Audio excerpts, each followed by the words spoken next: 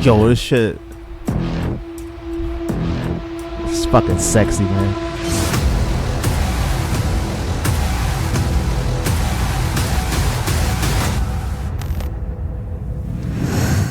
Welcome everyone to Maranello and to a world in which this thing now exists. It's called the Ferrari F80 and it's the unicorn we've all been waiting for. The next chapter in Ferrari's hypercar bloodline. Its ultimate expression of technology and performance, and my word, has he got some big boots to fill. The F80's bloodline is the stuff of myth and legend. It stretches back 40 years to the 288 GTO, then the F40, F50, Enzo, and the LaFerrari that launched in 2013. Chances are most of us have one of these on our bedroom wall. There's been V8s and V12s, often directly linking to motorsport of that era, always an unhinged driving experience and a technology showcase of what's possible and what's to come in the series production cars. This time around we have F80, a name to celebrate Ferrari's 80th anniversary in 2027, and just like the double Le Mans winning 499P, it gets a four-wheel drive 800 volt V6 hybrid powertrain, albeit with number plates. Okay, so we don't have the engine, F80 the engine in the back in of fact, this. I was only given the information about this car an hour ago, and I've been up there cramming like I was doing my GCSEs.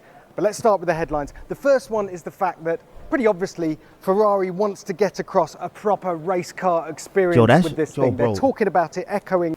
Like they did their shit, bro. Look at the body on that. Like, it's so sleek. Like, it's like, you know what I'm saying? I feel like you could take like, man, hold on. I feel like if a little version of this would be like,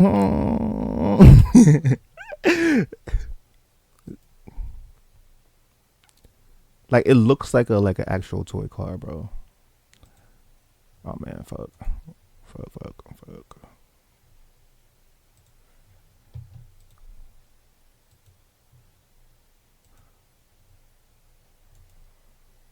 Man, what happened, bro? What I just do? Oh.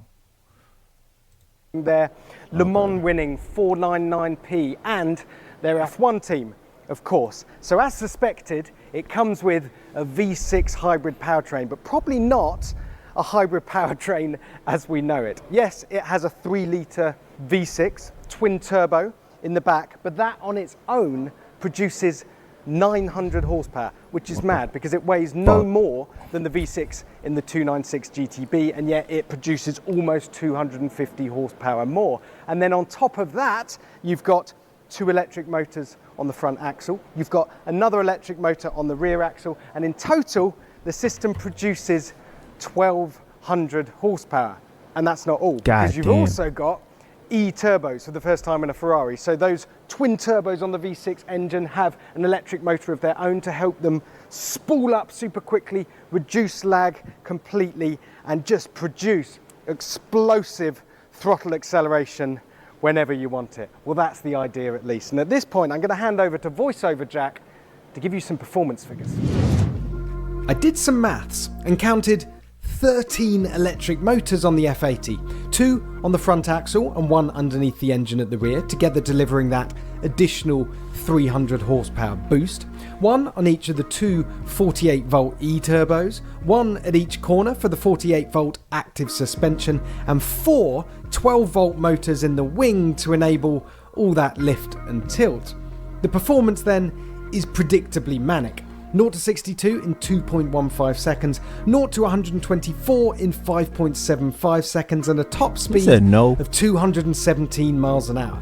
Faster on both counts then than the rear-wheel drive McLaren W1, but with an identical top speed. Oh, and it's also set a new road-legal Fiorano lap record of 1 minute 15.3 seconds, 2 seconds faster than an SF90XX Stradale, and 4.4 seconds quicker than a LaFerrari.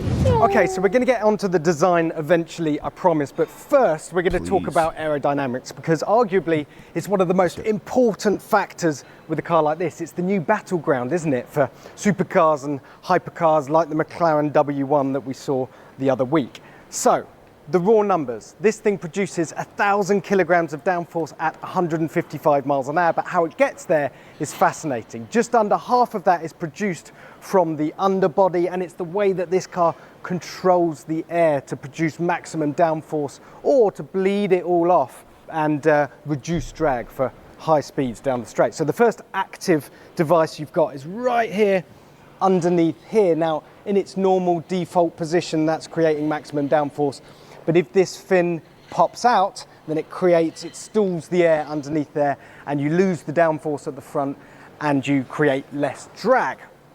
If we come around the side of the car, of course, diffusers, they're nothing new. But if you want a diffuser to be really effective, to really produce some mega downforce, then you need it to start as early as possible. You can't have it rising at more than about an 11-degree angle, so it needs to start nice and early.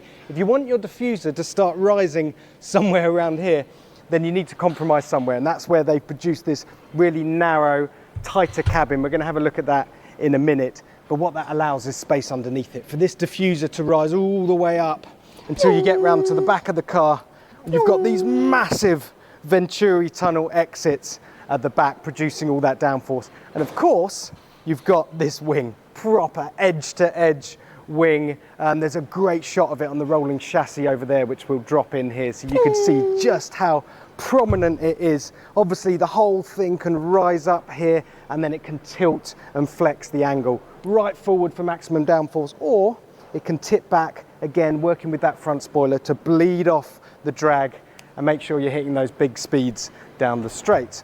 But all this clever aero means nothing if it isn't predictable, if you can't keep the car at a constant height in relation to the ground. And that's where a very clever active suspension system comes in. So you have a 48-volt motor at each corner of the car, and that means not only do you not need anti-roll bars, it means it can stop the car diving and pitching and keeping it flat, but more importantly, it can keep it at the same height in relation to the tarmac, so the aero is predictable. It's always working at its most efficient. And when you've got something this fast with predictable downforce, the lap times are going to be quite spicy.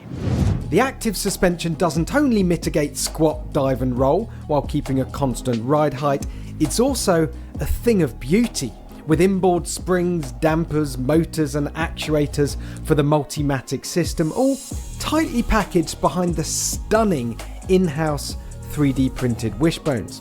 The gearbox is an 8-speed DCT, really nice, brakes are Brembo's top shelf CCM R Plus carbon ceramics, the wheels are the first 5-spoke carbon rims Ferrari has made, and the tyres are Pilot Sport Cup 2 or Pilot Sport Cup 2Rs.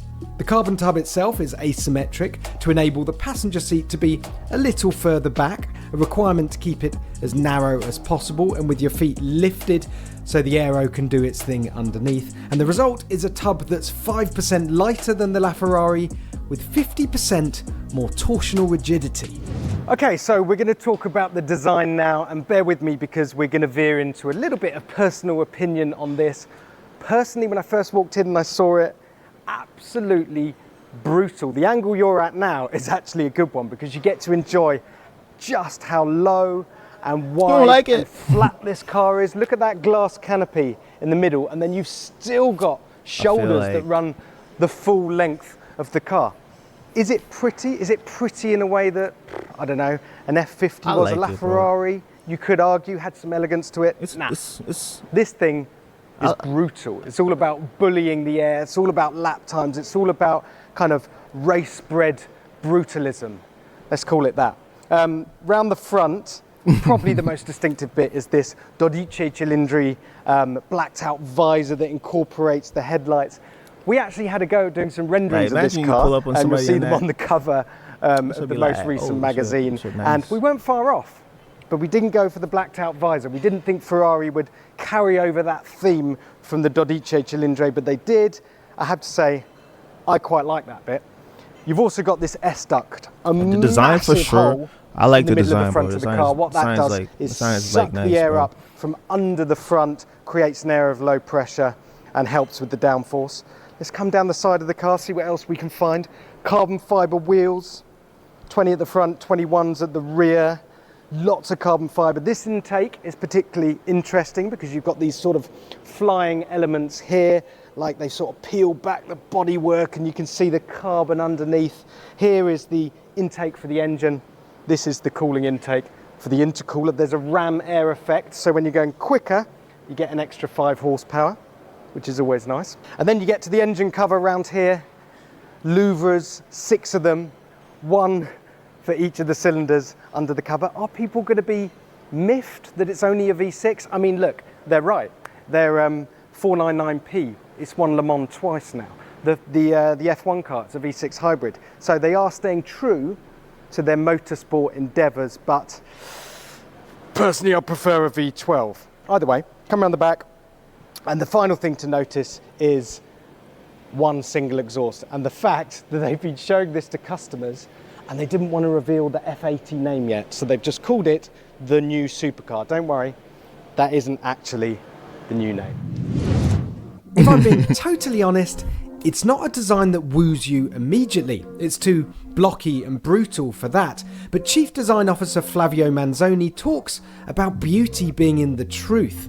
And this shape is certainly true to what lies underneath. An aero-obsessed race car for the road. Speaking of extreme aero, McLaren's new hypercar, the W1, was revealed just weeks ago.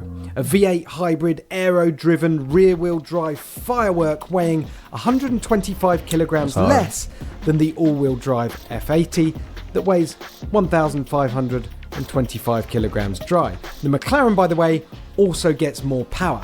1,258 brake horsepower sent directly to the rear wheels. Yeah, good luck with that. You'll remember Porsche revealed the all-electric Mission X over a year ago too, although they're probably now scratching their heads figuring out how to stuff an engine into it, given the lack of demand for pure EV hypercars. But you see what I'm getting at. A Holy Trinity Part 2 test is most definitely brewing.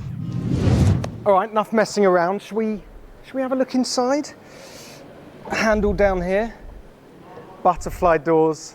And that's just brilliant. Look at that entire chunky sill just comes with you, revealing the side of the cockpit, the tub. And you can just see the way it's beautifully tapers inside those front wheels, getting narrower as you head forward. All part of the aerodynamic package that was considered before anything else on this car. Right, let's see if I can get in with some grace.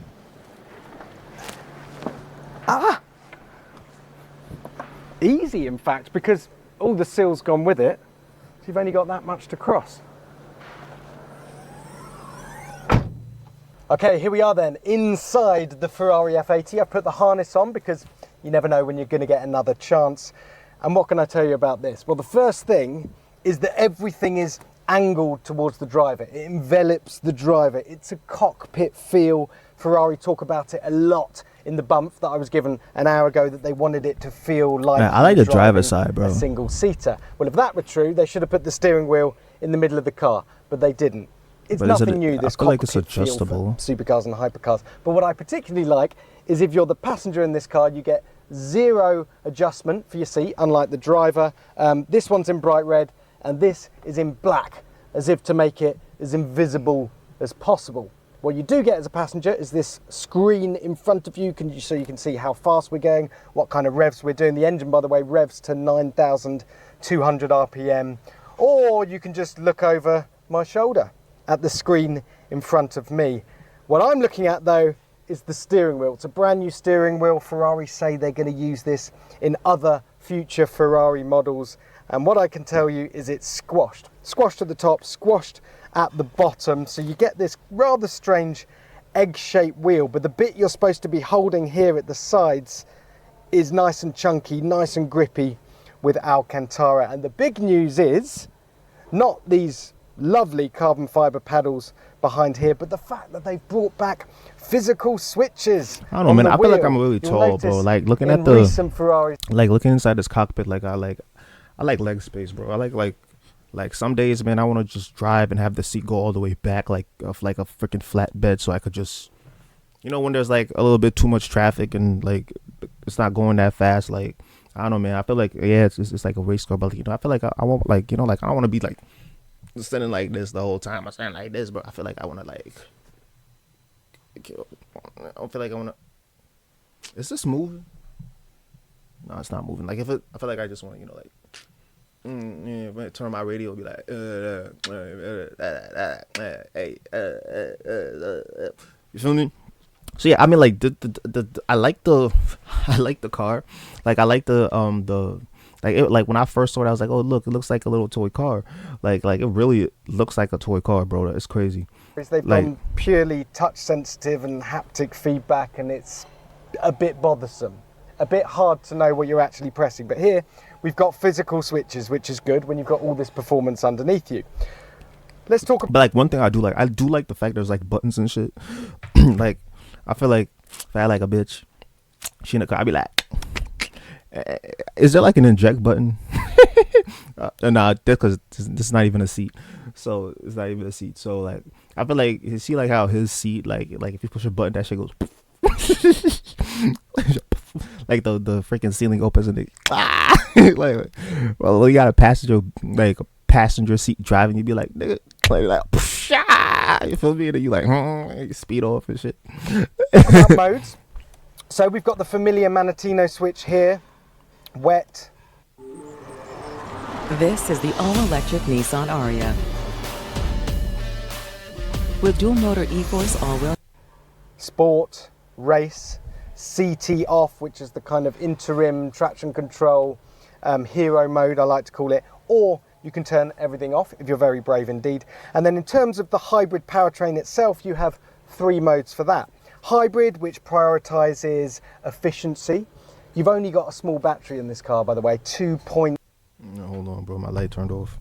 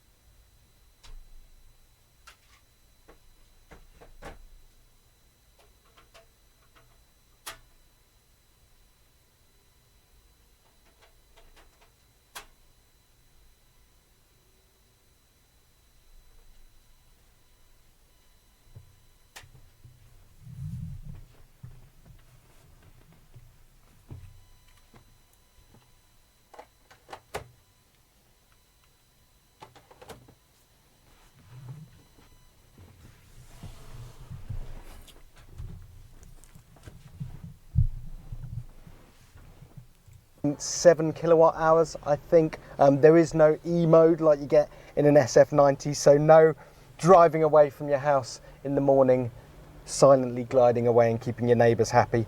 We've also got performance mode, so that dials everything up. That lets you really extract the performance on track, but keeps the battery topped up to around 70%. Or you can go into qualifying mode and unleash all the fury. To hell with the battery charge, let's just go as quickly as we can go until it all runs out. The interior, they've gone for this quite sort of industrial style setup, a bit like the Land Rover Defender. There's exposed bolts here on this kind of floating center console. There's loads of space behind it for you to wirelessly charge your phone.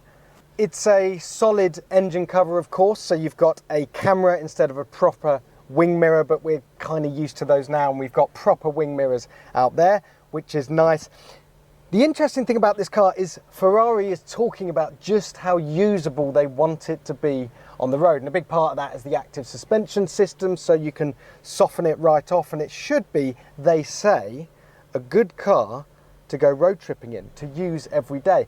And I will say this, having recently driven the Aston Martin Valkyrie, which, to be fair, has a similar seating position with your heels somewhere above your bum, this I don't know doesn't if I feel like the steering wheel, nearly bro. as extreme and cramped and Like, compromised. I'd rather like a from in circular here. steering Whether it wheel. can go as fast as the Valkyrie and deliver the visceral thrills of the Valkyrie once we get out there, well, we're going to have to wait and see. Oh, one thing I forgot to mention is the boost optimization mode. Drive around a track to show the computers where the corners and straights are, and it will store that information and automatically deliver an extra power boost in the sections of the circuit where it's most needed. And the price for all this cleverness? £3.1 million including tax. That's a cool £1 million more than the McLaren W1. Despite that, and the fact they're building 799 of them, 300 more than the LaFerrari hardtop, you guessed it, it's all sold out. And so we're left with some questions, aren't we? Is a V6 engine enough for a hypercar of this magnitude? Do people care about number of cylinders and cubic capacity when you've got this ridiculous amount of performance? How is this thing going to measure up to the McLaren W1, which has similar amount of power, similar levels of ground effect, downforce, and also, will this car be able to perform as well on track and be as comfortable and usable on road as Ferrari claims? Well, for all that, I don't have any answers yet. You're gonna have to tune back in for when we drive it.